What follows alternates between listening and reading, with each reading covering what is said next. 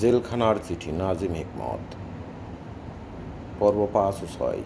যে সমুদ্র সব থেকে সুন্দর তা আজও আমি দেখিনি। সব থেকে সুন্দর শিশু আজও বেড়ে ওঠেনি। আমাদের সব থেকে সুন্দর দিনগুলো আজও আমরা পাইনি। মধুর সম যে কথা আমি বলতে চাই সে কথা আজও আমি বলিনি।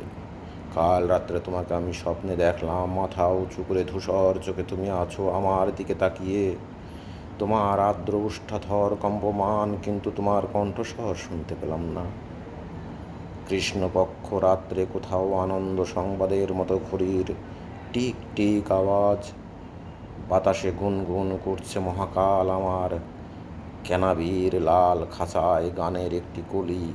লাঙ্গল চাষা ভুঁইতে মাটির বুক ফুরে উদ্গত অঙ্কুরের দুরন্ত কলবর। আর এক মহিমান্বিত জনতার বজ্রকণ্ঠে উচ্চারিত ন্যায্য অধিকার।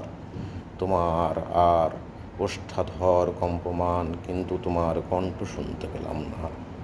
আশাভঙ্গে অভিশাপ নিয়ে জেগে উঠলাম। ঘুমিয়ে পড়েছিলাম বইতে মুখ রেখে। অতগুলো কণ্ঠস্বরের মধ্যে তোমার স্বরও কি আমি শুনতে পাইনি?